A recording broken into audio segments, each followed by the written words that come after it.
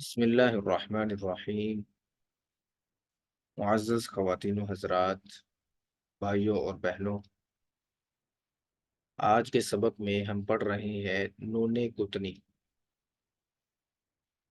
نون قطنی سے کیا مراد ہے اس کا قاعدہ پڑھیں گے، اور اس کے بعد قرآن کریم میں اس کو کیسے استعمال کیا جاتا ہے، کس طرح سے کس انداز میں پڑھا جاتا ہے۔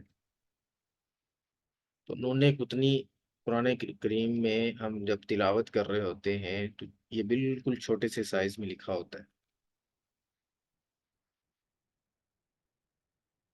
اس کا قاعدہ پڑھتے ہیں، انہوں نے قطنی سے کیا مراد ہے۔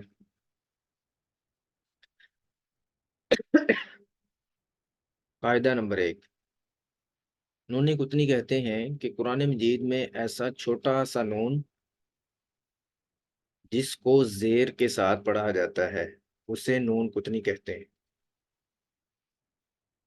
قرآن مجید میں ایسا چھوٹا سا نون، چھوٹے سائز کا نون جس کو زیر کے ساتھ پڑھا جاتا ہے، یہ آپ نے ہمیشہ یاد رکھنا ہے کہ نون قطنی ہمیشہ زیر کے ساتھ پڑھا جاتا ہے، اس کے اوپر زبر اور پیش نہیں آتی۔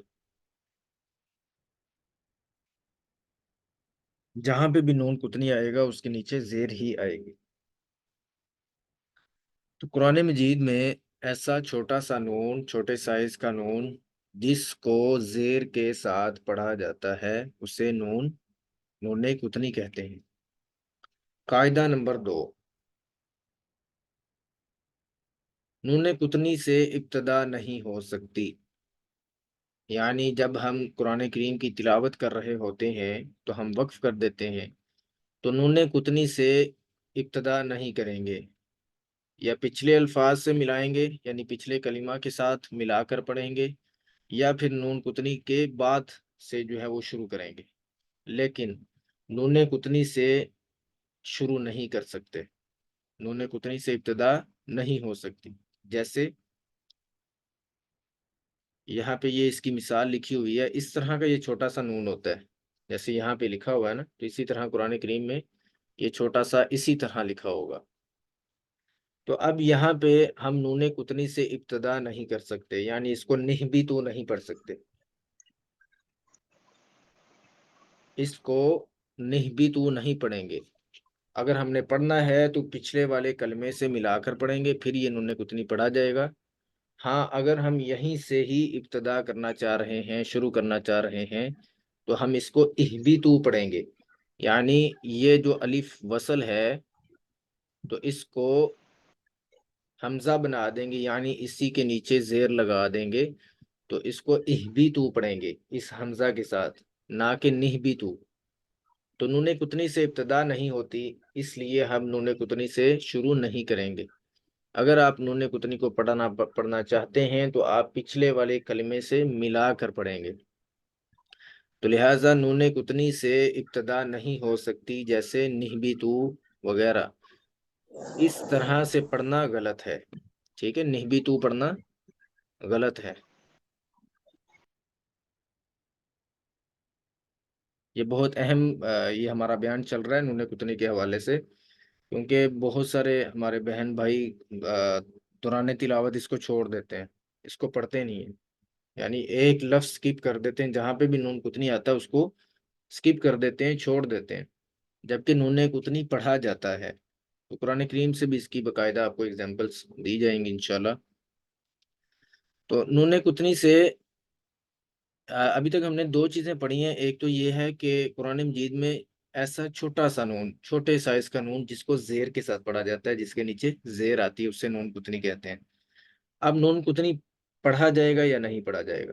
دوسری بات، نون قطنی پڑھا جاتا ہے جب ملا کر پڑھا جائے، نون قطنی اس صورت میں پڑھا جاتا ہے جب اس کو پچھلے کلمے سے ملا کر پڑھا جائے، اور نون قطنی سے ابتدا نہیں ہو سکتی۔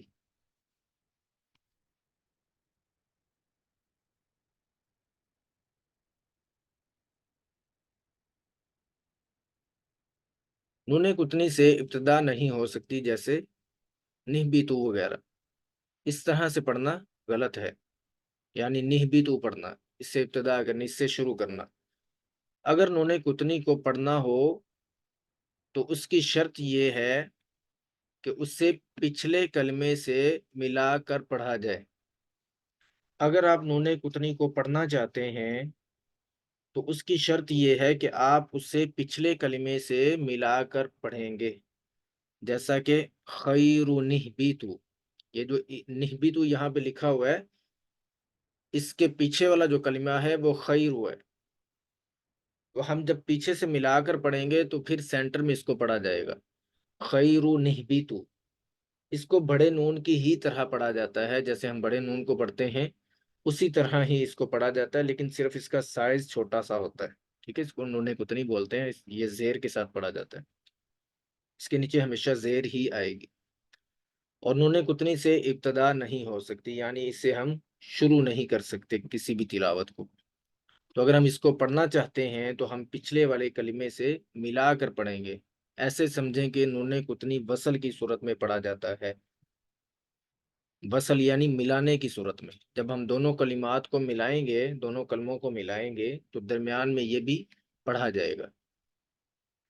ہاں، اگر آپ نے خیر پر وقف کر لیا ہے، پیچھے سے آپ پڑھتے آ رہے ہیں اور یہاں پہ آپ نے وقف کر دیا ہے اور آپ چاہتے ہیں کہ میں آگے سے ہی شروع کروں، پیچھے سے ملا کر نہ پڑھوں، تو آپ اہبیتو پڑھیں گے، یعنی حمزہ کو استعمال کریں گے، الف کو حمزہ بنا دیں گے، اس کے نیچے زیر لگائیں گے تو حمزہ بن جائے گا، تو اس کو اہبیتو پڑھیں گے، نہ کہ نہبیتو۔ نہبیتو کیوں نہیں پڑھ سکتے؟ کیونکہ نون کتنی سے ابتدا نہیں ہو سکتی، تو اس کو پڑھیں گے خیر نہبیتو۔ اسی طرح آگے والا کلمہ بھی سیم ہے کہ فخورا الذین، فخورا، فخورا الذین۔ اب یہاں پہ یہ نون کتنی ہے، اب اس کو ملا کر پڑھیں گے فخورا الذین۔ ہاں، اگر ہم فخور را پہ وقف کر دیں یا فخور پڑھیں، اس کو وقف کر دیں تو آگے سے اللہ دین پڑھیں گے، نہ کہ نلہ دین، ٹھیک ہے۔ اگر آگے سے ہم شروع کرنا چاہ رہے ہیں نون کتنی کے بعد سے تو پھر اللہ دینا پڑھیں گے، نلہ دینا کر کے ابتدا نہیں کریں گے۔ اگر آپ نون کتنی کو پڑھنا چاہتے ہیں تو آپ پیچھے سے ملا کر پڑھیں گے فخورا الذین۔ تو قرآن کریم میں اس کی بہت ساری مثالیں ہیں۔ قاعدہ نمبر 3، اگر نون کتنی سے پہلے والے حرف پر وقف کر دیں، اگر نون کتنی سے پہلے والے حرف پر جو ابھی آپ کو بتایا گیا ہے کہ اگر نون کتنی سے پہلے والے حرف پر ہی ہم رک جائیں، وقف کر دیں، اور پھر نون کتنی کے بعد والے کلمے سے ابتدا کرنی ہو تو پھر حمزہ وصلی سے ابتدا کریں گے، ٹھیک ہے۔ حمزہ وصل کہتے ہیں ایسا الف جو دونوں کلموں کے درمیان میں آیا ہوتا ہے۔ اگر نون کتنی سے پہلے والے حرف پر وقف کرنا چاہتے ہیں آپ، یعنی خیر نہبتو ہے تو آپ خیر پر وقف کرنا چاہتے ہیں، اور پھر آپ چاہتے ہیں کہ میں پیچھے سے ملانے کے بجائے میں آگے سے ہی شروع کروں، تو پھر آپ نون کتنی سے ابتدا نہیں کریں گے، آپ آگے والا جو کلمہ ہے اس کو حمزہ وصل کے ساتھ پڑھیں گے، پھر حمزہ وصلی سے ابتدا کریں گے، جیسے اہبتو الذین الیوم انظر القوم، ٹھیک ہے۔ ان کے پیچھے یہاں پہ ہر کسی کے یہاں پہ نون کتنی تھا، ٹھیک ہے، جو کہ یہاں پہ نہیں لکھا ہوا، تو ایسے سمجھیں کہ یہاں پہ نون کتنی تھا، تو ہم نے جب ان سے ابتدا کیا تو ہم نے حمزہ وصلی کو استعمال کیا، ٹھیک ہے، جو درمیانے کلام میں گر جاتا ہے، لیکن جب ہم اس سے ابتدا کرتے ہیں تو پھر اس کو استعمال کرتے ہیں۔ تو اہبتو الذین الیوم انظر، یہاں اس کو آپ درست کر لیجئے گا، یہ انظر لکھا ہوا ہے تو اس کو انظر لکھیں گے، ٹھیک ہے، انظر، اور القوم۔ اگر نون کتنی کو پڑھنا چاہتے ہیں تو پھر پچھلے کلمے سے ملا کر پڑھیں گے،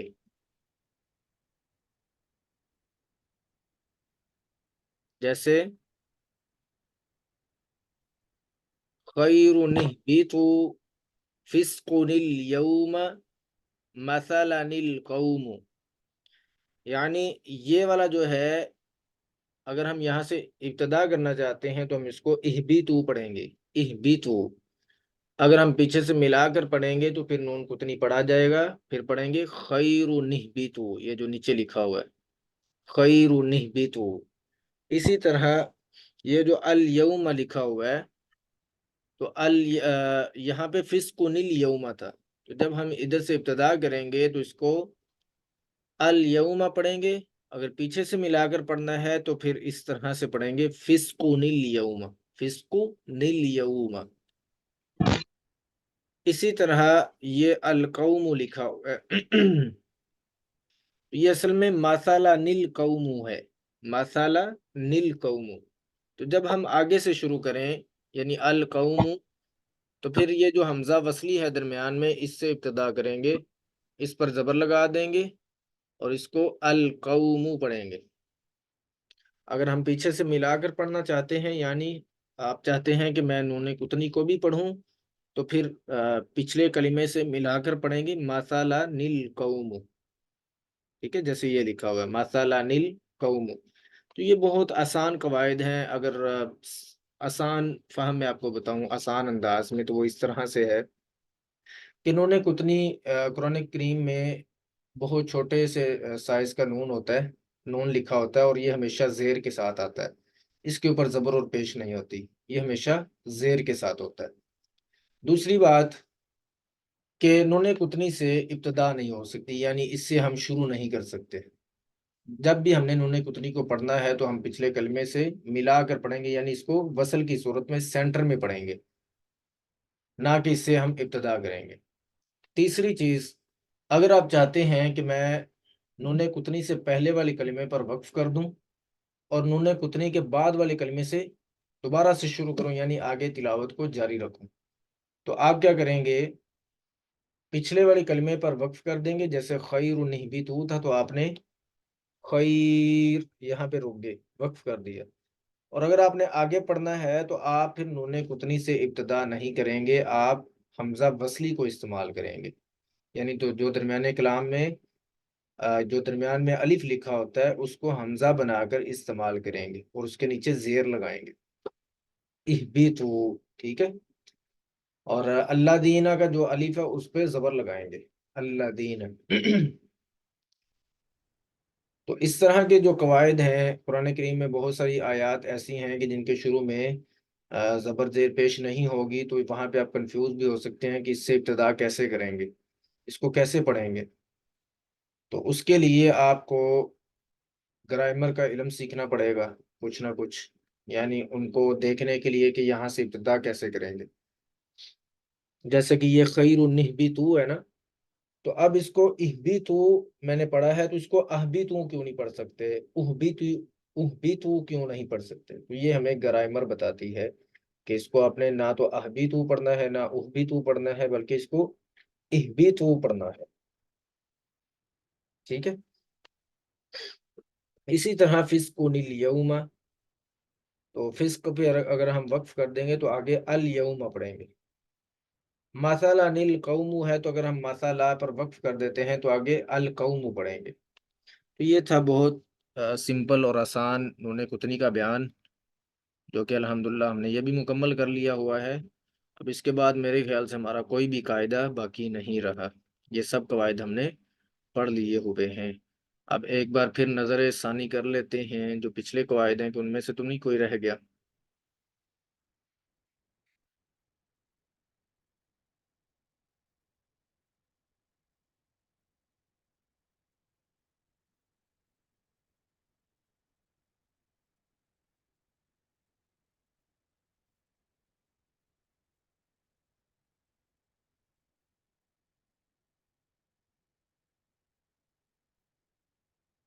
नहीं जी, हमने अल्हम्दुलिल्लाह सभी कवायद मुकम्मल कर लिए हैं।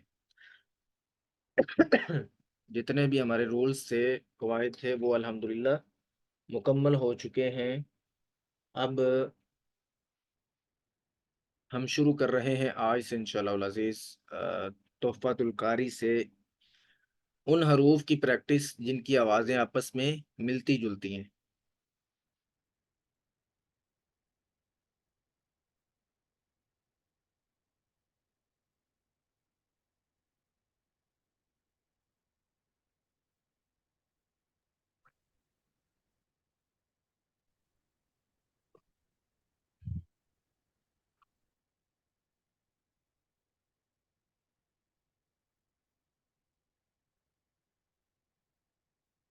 ملتی جلتی آوازوں والے حروف اور ان کی پہچان، اس سے پہلے ایک چیز میرے ذہن میں آئی ہے، وہ ہم پڑھ لیتے ہیں تاکہ آپ کو اندازہ ہو کہ قرآن کریم کو جو لوگ غلط پڑھتے ہیں یعنی حرف کو چینج کر دیتے ہیں، تو قرآن کریم میں حرف چینج ہونے سے معانی کیسے چینج ہوتے ہیں، مطلب کیسے بدلتے ہیں۔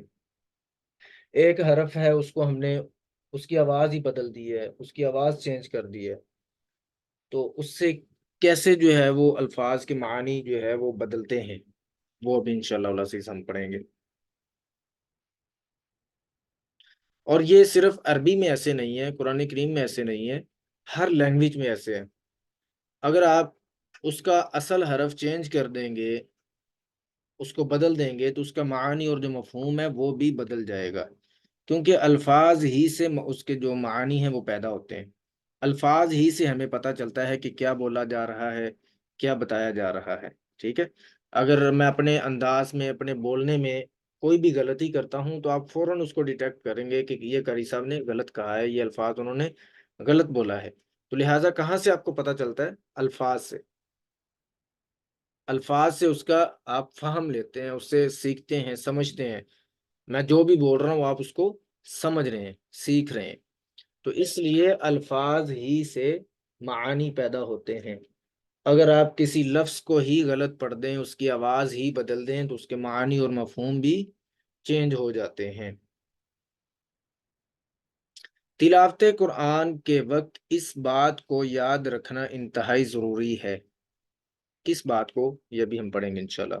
اس سے پہلے میں جو چیز آپ کو بتانے والا ہوں وہ یہ ہے کہ تجوید میں اگر دیکھا جائے تو سب سے اہم ترین جو چیزیں ہیں وہ یہ ہیں، کیونکہ ان کو ہم نے سیٹ کرنا ہے۔ جو بندہ یا جو بندی ان میں پریکٹس کر لیتا ہے، کر لیتی ہیں، ان پہ عبور حاصل کرتی ہیں، تو یقیناً وہ 80 to 90% تجوید صحیح پڑھتی ہیں، یعنی وہ گناہ کبیرہ سے بچ جاتے ہیں۔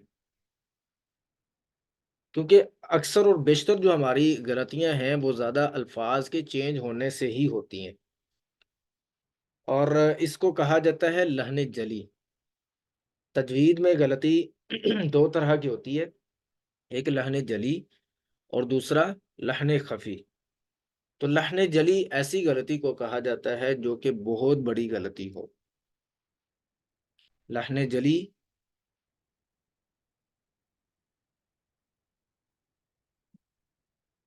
لحن جلی ایسی غلطی کو کہا جاتا ہے جو بہت بڑی غلطی ہوتی ہے،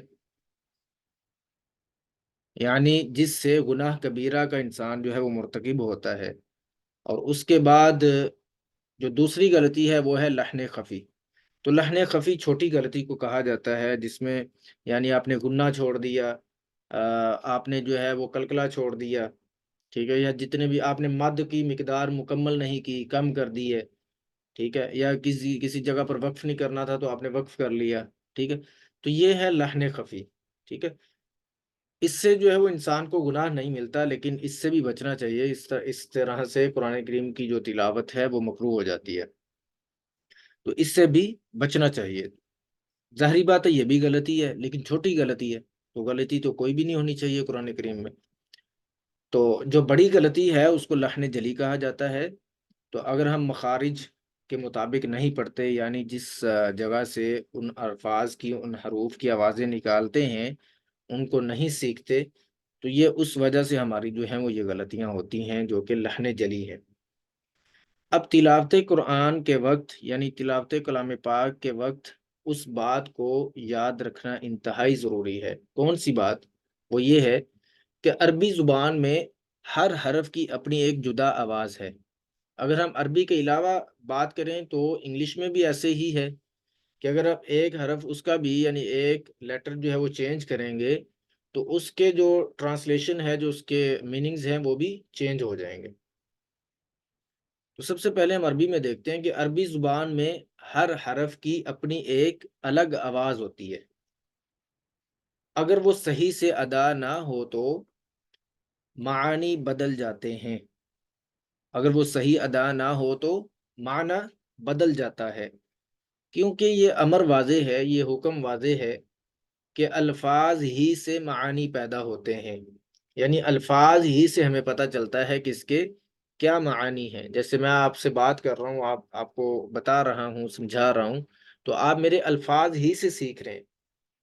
اگر میں الفاظ ہی غلط پڑھ دوں، غلط بولوں، تو آپ اس سے فوراً جو ہے وہ سن لیں گے، کہ یہ سمجھ لیں گے کہ یہ قاری صاحب نے لفظ جو ہے وہ غلط پڑھا ہے۔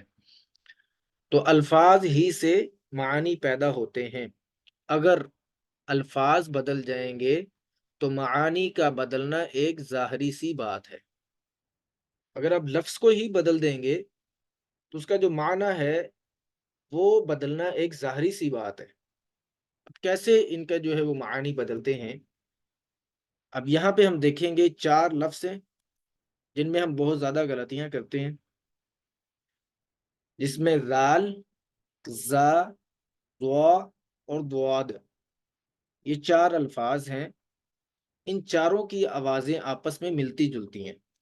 قرآن کریم میں تقریباً 15 حروف ایسے ہیں جن کی آوازیں آپس میں ملتی جلتی ہیں، مکس اپ ہوتی ہیں، تو ہم نے ان میں ڈفرنس کرنا ہوتا ہے، فرق جو ہے وہ لانا ہوتا ہے۔ تو ان 15 حروف میں 4 حروف یہ ہیں: ذال، زا، ضا اور ضاد۔ دال کے بعد جو ذال آتا ہے ایک وہ، اور ایک را کے بعد جو زا آتا ہے، ذال اور زا، یہ 2 حروف ہو گئے۔ اس کے بعد توا کے بعد جو زوا آتا ہے، توا کے بعد زوا آتا ہے، وہ والا حرف، اور اس کے بعد سواد کے بعد جو زواد آتا ہے۔ تو یہ 4 حروف ہیں جن کی آوازیں آپس میں ملتی جلتی ہیں۔ تو ان میں فرق کیسے کریں گے وہ آگے انشاءاللہ العزیز جو ملتی جلتی آوازوں والے حروف یعنی متشابہ الصوت حروف، ان میں ہم پڑھیں گے باقاعدہ، ان کی ایگزامپلز اور ان کی ڈیفینیشنز باقاعدہ وہاں پہ پریکٹس کریں گے، جس کو مشق بولا جاتا ہے، تو مشق بھی کریں گے انشاءاللہ۔ مثلا ذلہ لکھا ہوتا ہے، ذلہ، ذال کے ساتھ اگر ہم قرآن کریم میں پڑھیں، ذال کے ساتھ ہو تو اس کے معنی ہے وہ ذلیل ہوا۔ اگر ذلہ لکھا ہو قرآن کریم میں ذال کے ساتھ، جو دال کے بعد آتا ہے ذال، اگر اس کے ساتھ لکھا ہو تو اس کا مطلب ہوتا ہے وہ ذلیل ہوگا۔ اور اگر اسی کو یہ نرمی سے پڑھا جاتا ہے ذال، اور اگر ذلہ لکھا ہو تو ہم اس کو پڑھ دیں ذلہ، یعنی سٹی کے ساتھ پڑھ دیں، کیونکہ یہ زا جو ہے وہ یہ حروف سفیریہ میں سے ہے نا، زا، سین، سواد، تو یہ 3 حروف سفیریہ ہیں۔ اگر اسی حرف کو، یہ ذال کو، ہم غلطی سے ذلہ پڑھ دیں، اس حرف کی آواز تھوڑی سی چینج کر دیں۔ اب دیکھیں ہم نے فرق کیا کیا ہے ان دونوں میں، ذلہ اور ذلہ میں کس چیز کا ڈفرنس ہوا ہے، کس چیز کا فرق ہوا ہے؟ صرف اس چیز کا کہ ذلہ کو نرمی سے پڑھتے ہیں اور ذلہ کو سیٹی کے ساتھ پڑھتے ہیں۔ ہم نے تھوڑا سا اگر لاپرواہی کرتے ہوئے اس کو ذلہ کو ذلہ پڑھ دیا تو اس کا کیا مطلب بنتا ہے؟ زا کے ساتھ ہو تو اس کے معنی ہے وہ پھسلا۔ اب یہ دیکھیں، وہ ذلیل ہوا اور وہ پھسلا، کتنا زیادہ فرق آ گیا، کتنا زیادہ ڈفرنس آ گیا قرآن کریم کو پڑھتے ہوئے۔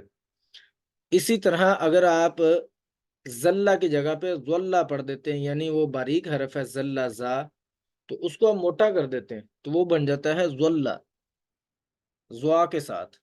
اگر زوا کے ساتھ ہو تو اس کے معنی ہے وہ ہو گیا۔ ذال کے ساتھ ہو،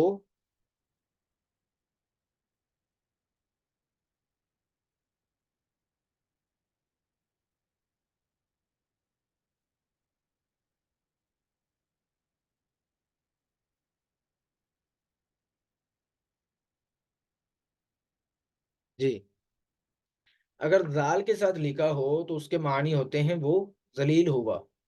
اور اسی کو اگر ہم تھوڑا سا سختی سے یعنی سٹی کے ساتھ پڑھ دیں ذلہ کر کے، تو اس کے مطلب ہوتا ہے، اس کا معنی بنتا ہے وہ پھسلا، وہ ذلیل ہوا اور وہ پھسلا، یہ ان دونوں میں فرق آیا۔ اگر اسی کو ہم موٹا کر دیں، یہ باریک لفظ ہیں دونوں، ذال اور زا، انہی کو اگر ہم موٹا کر دیں لاپرواہی کی صورت میں، تو یہ ذلہ ہو جائے گا زوا کے ساتھ، تو اس کے معنی ہے وہ ہو گیا۔ اگر اسی کو مزید موٹا کر دیں، ٹھیک ہے، ذلہ جو کہ زواد ہے یعنی اس کا مخرج چینج کر دیں، تو اس کے معنی ہے وہ گمراہ ہوا۔ اب دیکھیں ایک لفظ ہے، اس کو آپ نے تھوڑا سا چینج کیا، یعنی اس کو موٹا کر دیا یا اس کو اپنے سٹی کے ساتھ پڑھ دیا، تو صرف اس حرف کو آپ نے چینج کیا ہے، اس کی وجہ سے دیکھیں کتنے زیادہ معانی یہاں پہ بدل چکے ہیں، بن چکے ہیں۔ اسی طرح انگلش میں ایک مثال دیا کرتا ہوں کہ انگلش میں بھی ایسے ہی ہے، یا دوسری جو زبانیں ہیں دنیا میں ان میں بھی ایسے ہے کہ اگر آپ اس زبان کا ایک حرف بدل دیں گے تو اس کا معنی اور مفہوم بھی بدل جاتے ہیں۔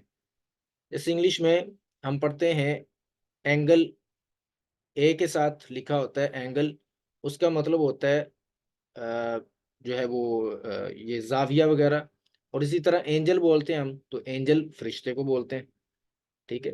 صرف اے اور ای کا ہم نے